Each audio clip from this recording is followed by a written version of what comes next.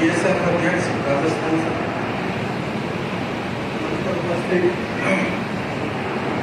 रामचंद्र सुंडा जी अध्यक्ष स्पीकर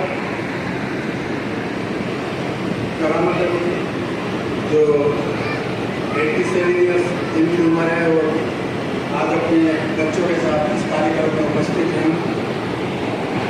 सलीम खान के बेटे और हमारे जनरल सेक्रेटरी रणवीर सिंह जी जो मैं और वो दिल्ली से ही आज इस कार्यक्रम में यहाँ उपस्थित हुए हैं। ये बहुत सौभाग्य की बात है कि आज हम शहीद हरि सिंह काजरा जी के 40वें शहादत दिवस पर ये जरेठी गांव सीकर जो शेखावटी भूमि है उसमें उपस्थित हुए हैं और उनके शहीद परिवार की वीरांगना मनोहरी देवी जी मनकोरी देवी जी और इनके शहीद काजरा जी की पोती से अनीस काजरा से मेरा संपर्क पद 9वीं क्लास की छात्रा है। ये बहुत ही एक सुखद संयोग है कि 40 साल के बाद भी हम किसी शहीद परिवार के सदस्य की शहादत को इतने अच्छे रूप से, इतने बड़े रूप से, दिल से मना रहे हैं, ये कोई कम बात नहीं है। तो मुझे बहुत खुशी है कि मुझे यहाँ पे आने का मौका मिला और वो मौका श्री रामचंद्र सुंडा जी की वजह से मिला। ये दूसरी बार है जब मुझे सीकर में आने का मौका मिला। उन्होंने मुझे फ़ोन किया कि सब ऐसे जरेठी गाँव में ये सब के हवलदार काजरा जी का शहादत दिवस इसको प्रेरणात्सव के रूप में मना रहे हैं। तो मैंने कहा इससे बड़ी खुशी की क्या बात हो सकती है। अगर हम रिटायरमेंट के बाद भी इस प्रकार के कार्यक्रम में शामिल ना हो पाए तो फिर क्या हम लोगों के जीवन की सार्थकता है। तो मैं ये आप सभी को सबसे पहले अपनी ओर से और अपने संगठन जो alliance of all x-paramilitary welfare association जिसका मैं अध्यक्ष हूँ उसकी ओर से यहाँ पर उपस्थित हर एक सदस्य को मैं धन्यवाद देता हूँ, अपने दिल से आभार व्यक्त करता हूँ कि आप तन मन धन से इस प्रकार के शहादत को याद कर रहे हैं। इसी जज्बे की तो हमें जरूरत है। अगर इस प्रकार के हमारे समाज में लोग पैदा हो जाए जो शहादत को नमन करने लगे तो फिर पूरा देश ही एक खुशहाल जगह बन जाए। शहादत से बढ़ के जिंदगी में कोई बलिदान नहीं हो सकता। जैसे भी मेरे पूर्व वक्ताओं ने कहा है कि जब शहादत पे, बॉर्डर पे, ड्यूटी पे, किसी भी ऑपरेशन पे इंसान होता है, हमारे अर्धसैनिक बल का सदस्य होता है, और क्या उसके मन में एक तस्वीर उभरती है कि पीछे परिवार है, बच्चे हैं, पत्नी है, बूढ़े माता पिता है, रिश्तेदार संबंधी है, दोस्त है। कहानियों से भरा पड़ा है पूरा इतिहास। कैसे कैसे लोग जिंदा आखिरी चिट्ठी लिखकर जाते थे कि अगर मैं जिंदा आ गया तो ये चिट्ठी हमारे घर पहुंचा देगी। वो भावना एक उभरती है इस प्रकार के कार्यक्रम में आके।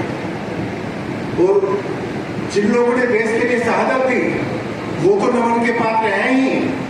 वो सब लोग जो शहादत को नमन करते हैं उसके लिए इकट्ठे होकर उसको याद करते हैं, बच्चों में और परिवार में एक प्रेरणा भरते हैं, एक जोश भरते हैं, एक संस्कार भरते हैं, वो भी कम नमन के पात्र नहीं है।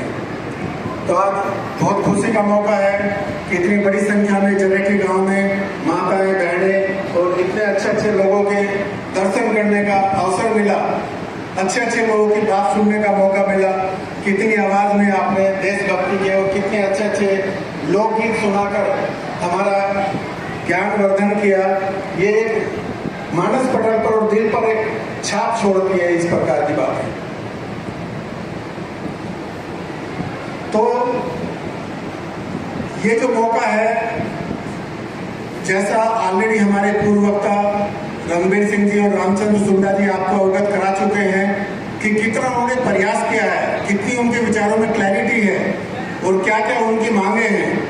मैं सिर्फ संक्षेप में आपको ये भरोसा दिला सकता हूँ कि जितनी भी ये मांगे हैं इसमें देर हो सकती है लेकिन अंधेर नहीं होगा। हम लगातार केंद्रीय संस्था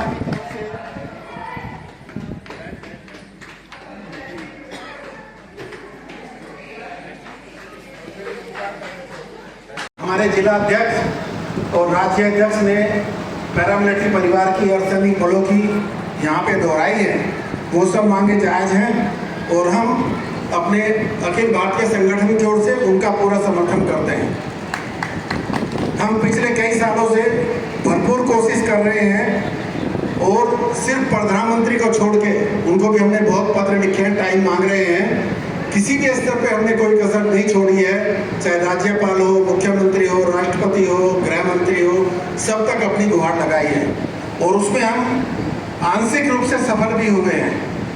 अभी दिल्ली में अर्धसैनिक बलों के लिए एक CAPF एम्स की स्थापना हुई है, जिसमें 2703 करोड़ रुपए स्वीकृत हुए हैं, वो भी कुछ ही दिनों में चालू होने वाली है। इसी प्रकार से 21 जगहों पर CGHS डिस्पेंसरी की स्वीकृति हुई है, जिसमें हरियाणा में और बाकी सभी राज्यों में मिलाकर 21 जगहों पे है। उसमें जो NCR में 3 जिले हैं, रेवाड़ी, बहादुरगढ़ और रोहतक, उन तीनों में हम लोग अपने डेलीगेशन के साथ मिलकर एडिशनल डायरेक्टर से मिलके सर्वे करवा के कलेक्टर से मिलके जगह पहचान ली गई है और अभी चुनाव के बाद वो बहुत जल्दी वो सारी डिस्पेंसरी चालू होने वाली है। तो कोशिश करते रहने से देर हो सकती है, लेकिन अंधेर नहीं हो सकता। और आज मुझे बड़ा अच्छा लगा जो MLA वर्मा जी ने जितना भरोसा दिखाया और जितनी पारदर्शिता दिखाई हर चीज़ में, कि जो भी उनको हमने ज्ञापन किया, जो मांग किया, वो उसको कोशिश करता है। तो ये आपकी एकता और आपके जो ये संघर्ष है उसी का परिणाम है कि देर से ही सही, लेकिन एक एक करके जितनी हमारी मांग है वो पूरी हो रही है। और आज जो मुख्य मांग है वो अर्धसैनिक कल्याण बोर्ड का गठन है। अगर हर एक राज्य में, हर एक जिले में अर्धसैनिक कल्याण बोर्ड का गठन हो जाए तो मैं समझता हूँ कि बाकी सारी समस्याएं, जितने भी कल्याणकारी कदम हैं, वो सारी चीज़ें अपने आप ही होती जाएंगी। तो हम अभी नई सरकार बनने वाली है, 8 जून को शपथ ले रही है, उसमें भी हम लोग अपने प्रयासों को पूरा दोगुना तिगुना करेंगे और कोई कसर नहीं छोड़ेंगे, जिससे जो हमारा सैनिक परिवार है उनका कल्याण रहे, वो सुखी रहे, उनके बच्चों को अच्छी स्वास्थ्य सेवा मिले। हुआ है, गोवा में हुआ है, उत्तराखंड में हुआ है, तो बाकी राज्यों में भी वो बहुत जल्दी हो जाएगा और उससे हमारे जो अभी पैरा मिलिट्री या सैनिक बलों की या केंद्रीय CAPF जिसको बोलते हैं, सेंट्रल आर्म पुलिस फोर्स, उनके सदस्यों की जो पहचान थी वो एक अलग से पहचान उभर के आएगी और उनके परिवार अपने आप को गौरवान्वित महसूस कर सकेंगे। Thank you sir. मैं ज़्यादा समय न लेके, क्योंकि अभी गर्मी बहुत है और काफ़ी लोगों ने बोलना है, तो मैं इस शहीद परिवार को, मनकोरी देवी जी, उनके पूरे परिवार को, इनके आयोजन समिति को, रामचंद्र सुंडा जी को, मदन सिंह राठौर जी को और मंच पर आसीन सभी महान विभूतियों को नमन करता हूँ।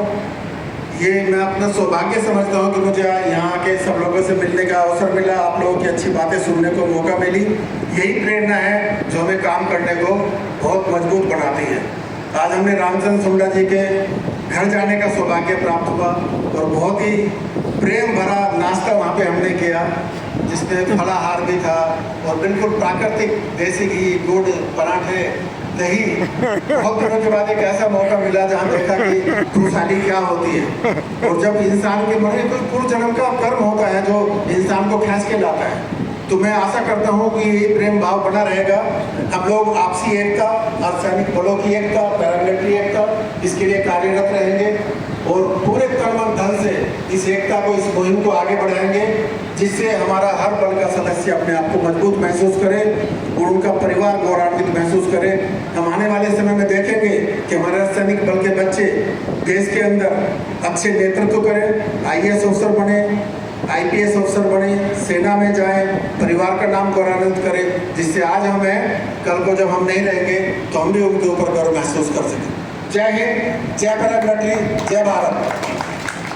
आभार सिंह साहब।